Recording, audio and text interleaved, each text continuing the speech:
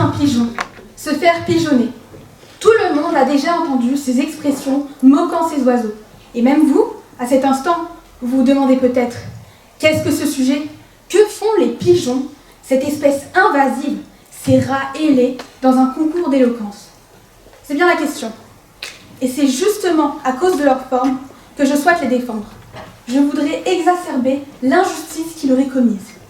En effet, cette plaie des villes, comme beaucoup les appellent, n'est rien d'autre qu'un animal rejeté et incompris.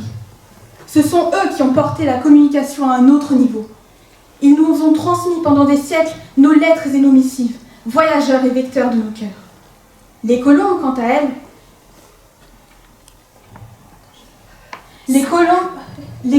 à elles, symboles d'amour et de paix, oiseaux que l'on relâche lors des mariages, sont appréciés. Pourtant, peu le savent, mais ces deux animaux appartiennent à la même espèce. On juge un oiseau sur sa beauté, sur la couleur de ses plumes, simplement parce que nous l'avons décidé. Les colombes ne sont rien d'autre que des pigeons blancs. Et comme l'albatros de Baudelaire, le pigeon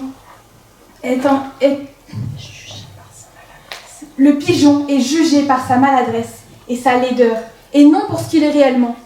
C'est un symbole de ceux dont on n'entend pas la voix, les opprimés, les incompris, les victimes des injustices. Les pigeons sont les albatros de nos villes. À ceux qui diront que le pigeon est une espèce invasive, je tiens à rappeler que c'est nous qui les avons adoptés et que c'est nous qui les avons abandonnés. Nous les avons arrachés à la nature et privés de leur liberté afin d'assouvir ce besoin d'avoir toujours plus, quoi qu'il arrive, peu importe le prix, que ce soit la vie d'animaux innocents ou même celle des nôtres. Nous les jugeons pour leur apparence, malgré tout ce qu'ils ont fait pour nous. Ils ne demandent presque rien, seulement nos miettes. Une vie réduite aux miettes. Vous rendez-vous compte? Une vie réduite à attendre devant quelqu'un pour avoir de quoi vivre, pour espérer survivre. Ils souffrent de chacun de nos conforts.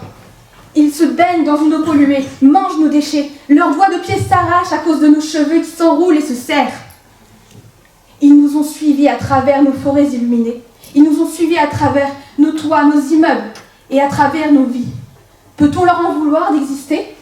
Peut-on leur en vouloir d'avoir continué à marcher à nos côtés en s'adaptant à tous les obstacles que nous leur imposons? Leur influence n'est que la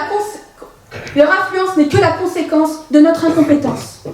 Les pigeons révèlent l'incapacité de notre espèce à respecter son environnement et notre avidité à prendre ce qui, selon nous, nous revient de droit. Il y a des sujets plus importants à défendre, je l'admets. Mais si nous ne sommes même pas capables de traiter un animal innocent autrement que comme un objet consommé puis rejeté, comment espérer pouvoir réparer le reste?